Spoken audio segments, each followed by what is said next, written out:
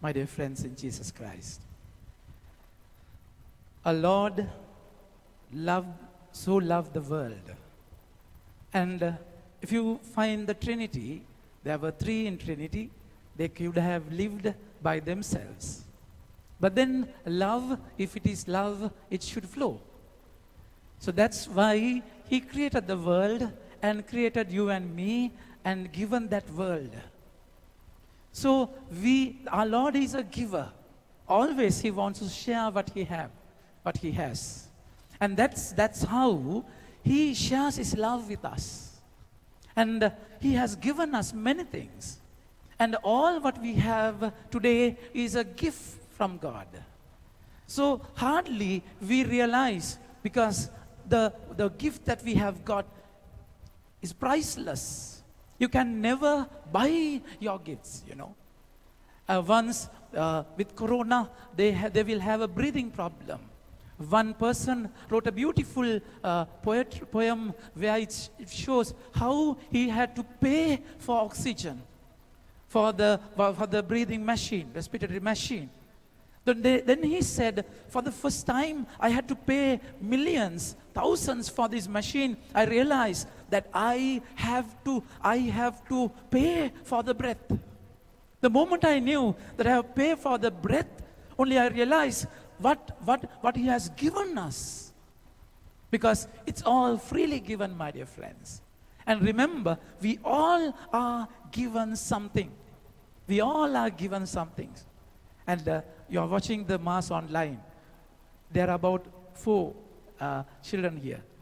And one is with a projector, camera, and 3 in the choir. They are singing with 3 parts. And every talent is given by God. And everyone has something given by God. That's what shows.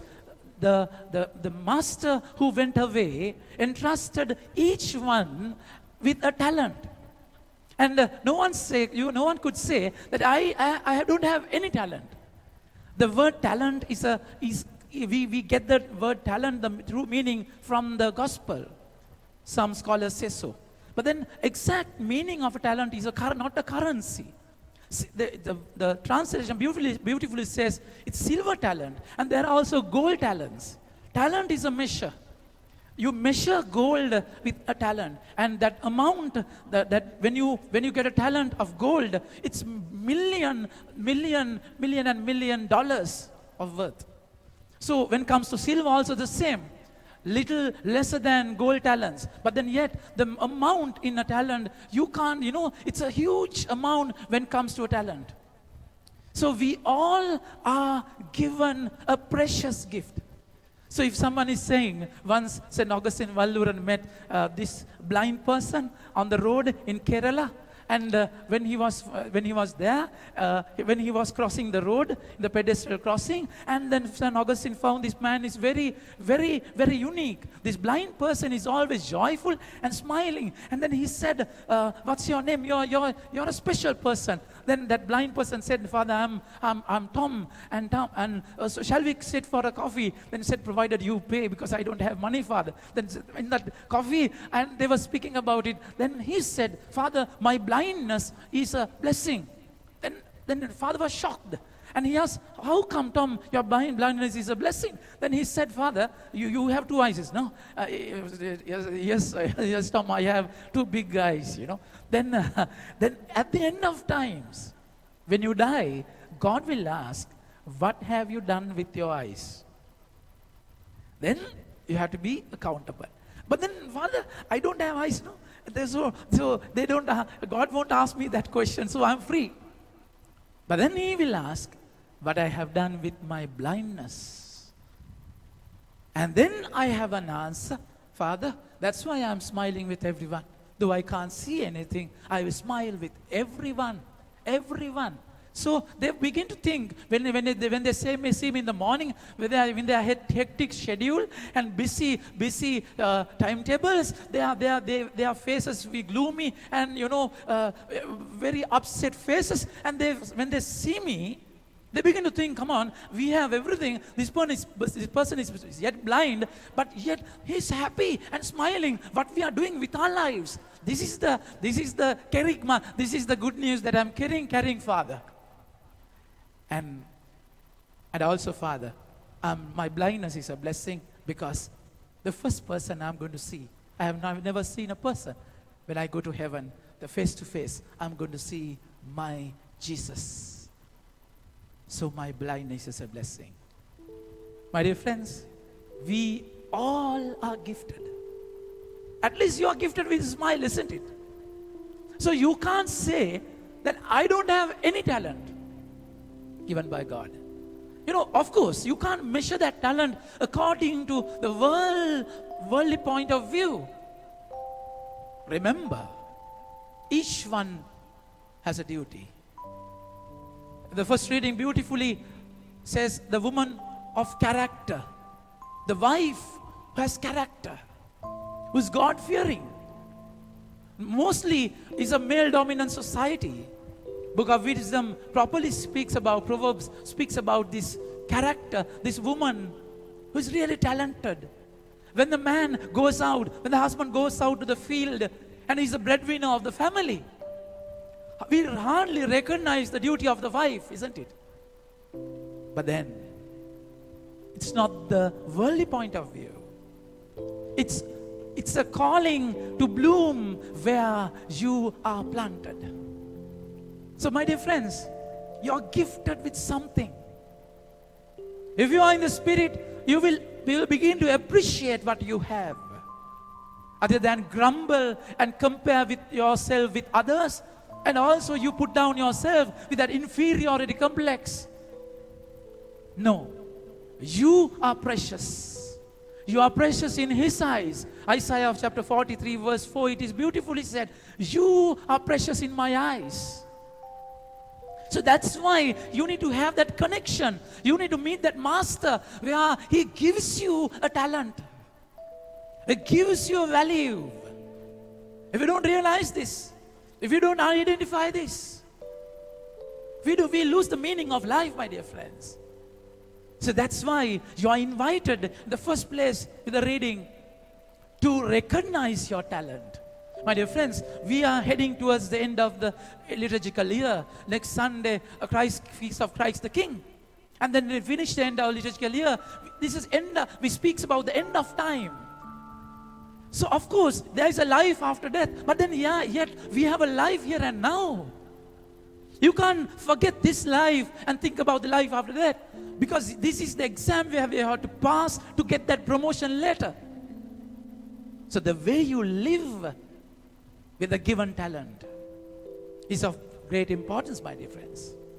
So that's why you should know your life, yourself, and you should recognize what you are given. But then here and now, life is not perpetual. You have to live, let go, and gain the everlasting life, of course. But then to get that, to give, entrust you to the greater things, you have to be faithful to little things now. Wife in the first reading loves her husband so much. With that relationship only she works. She will never get a wage. She's not a servant. She's the wife of the husband, mother of the children. So that duty, responsibility, she gets from the Lord. And that's how she does her duty, not haphazardly. She never soft-pedal her life. You know, with enthusiasm, vigor, with joy, she does her work. My dear friends, most of us, you know, our work is a burden, isn't it? You don't enjoy your family. You don't enjoy your family, your husband-wife relationship, your mother-children relationship, father-children relationship. You don't enjoy your work. You know, you grumble. You find fault with everyone. And it's a hard time in lockdown, isn't it? You have to stick to the place. You have to look at your wife all the time, you know. At least when you go to work, it's a different scenario. So you get depression, lot of family problems. My dear friends, you don't enjoy what is given. So once you know that this gift is given by God, once you know that it is given by Him, you begin to cherish it, enjoy it. Go, that first person, first servant who went to the field, who went out and do business, Immediately, he got the money and went immediately with joyful heart. That's why our lives are so gloomy and we have become so lethargic. You don't know how to enjoy life.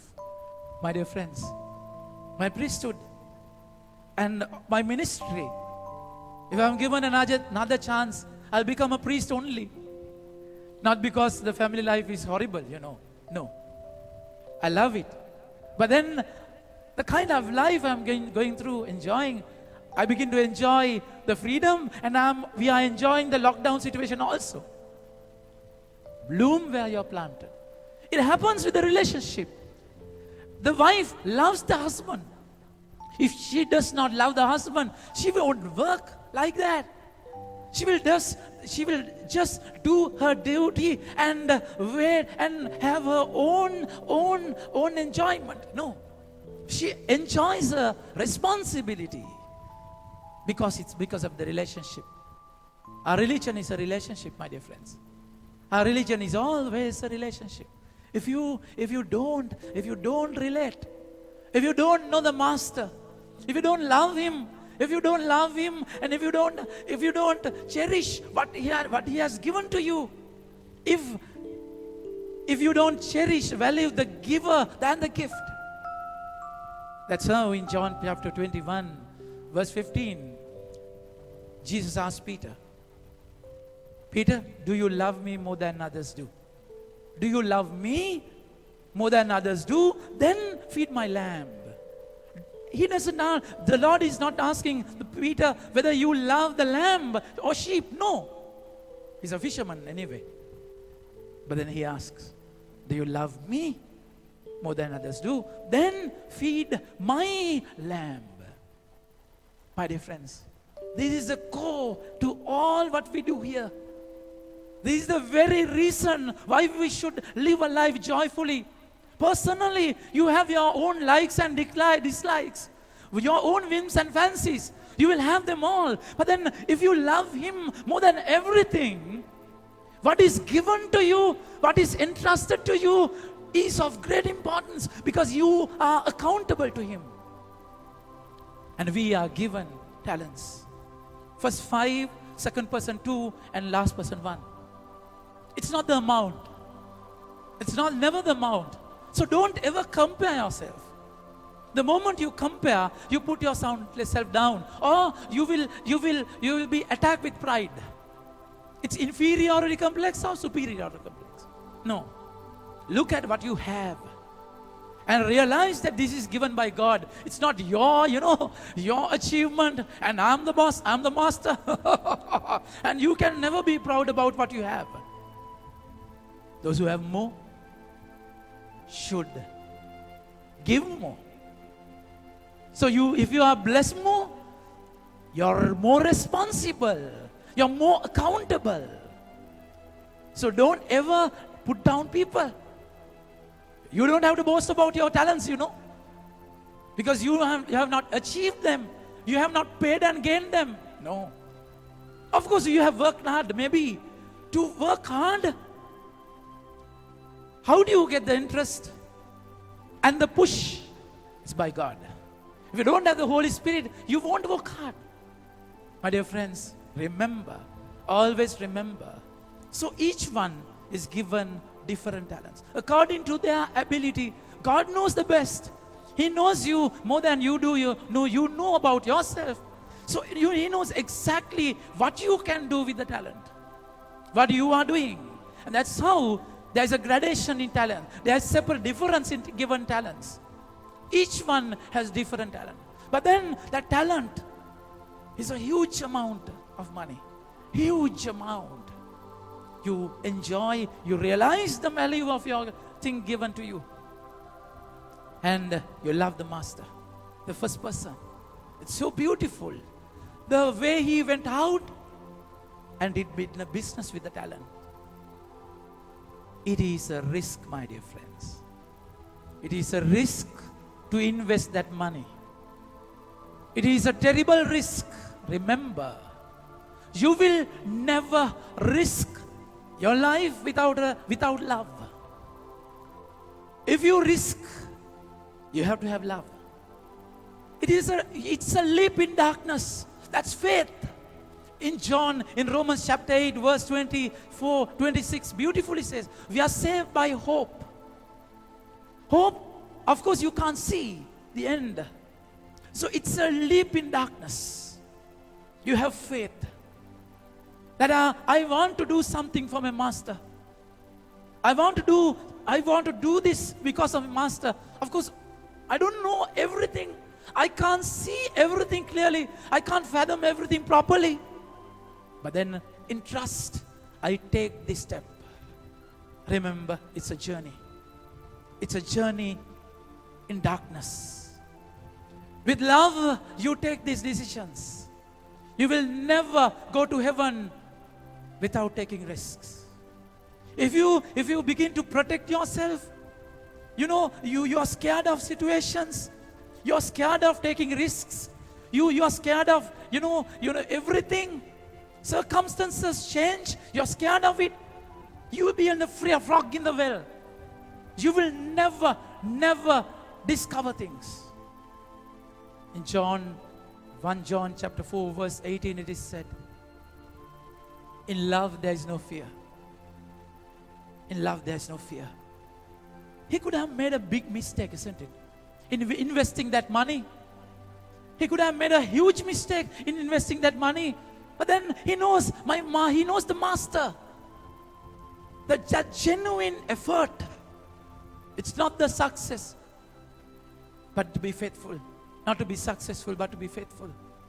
Then that journey of faithfulness, you do with your whole heart.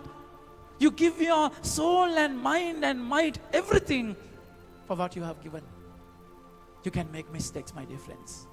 But then this person achieves the goal. And he doubles the money. And he was joyful. So what the real joy relies where? When he had the money, when he had that interest, what he gained, the real joy is not in his wealth. The moment master came, he ran to the master and joyfully said, Master, I have earned another 5 talents. Here it is. Not the gift, but the giver. What happens to us? Sometimes we work hard. Sometimes we achieve the goals, our targets. After achieving the target, we forget him. What is given becomes more important.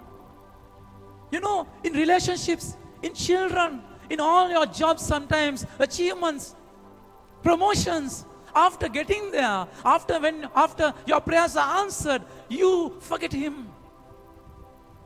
It's pathetic. The real joy lies in giving everything. The real joy lies in surrendering your life to him completely. With that relationship, you give him all. And when you give yourself, that's the difference of this world and world to come, heaven. The Lord is saying, you're faithful to little things. I am going to entrust you to bigger things, everlasting life. What you have now, when you give them all, heaven is waiting for you. And the true joy which is everlasting, the true joy never in flux, the true joy which is perpetual. When you see him face to face, you have him more than everything.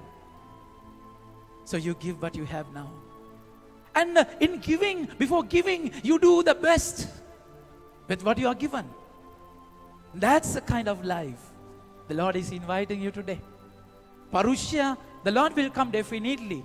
The Lord will come as a judge to judge all your doings. Of course, definitely, St. Paul rightly says, there would be a day, he will come like a thief. You will never know the right and time and when he's going to come. You don't have to bother about that time. But then you just do what you have to do. When you do what you have to do, when He comes, He finds you faithful servant. Good and faithful servant. I'm proud about you, my son, my daughter. I will give you the everlasting life. And the third one, he never knew the master. That's a problem. No relationship. He thought he's a hard man. He will reap from where he is not sowing, and he will gather from where he has not scattered. Wrong perception, wrong understanding of the master. If you don't know God, if you don't know your Father, if you don't know Him, your Lord and Master, you will mess up with your life. Out of fear, he just buried it. He just buried it because it's his talent, his money, not mine. There's no relationship with you and me, God. This is your money.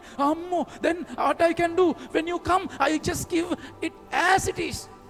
So I can wash my hand and wait upon. Never. It's a relationship. You know, there are sins of commission and omission. Of course, you can sin in committing something, but omitting, you turn a blind eye. You don't do what you have to do. Like the priest and the Levite who went away, not looking at the fallen man.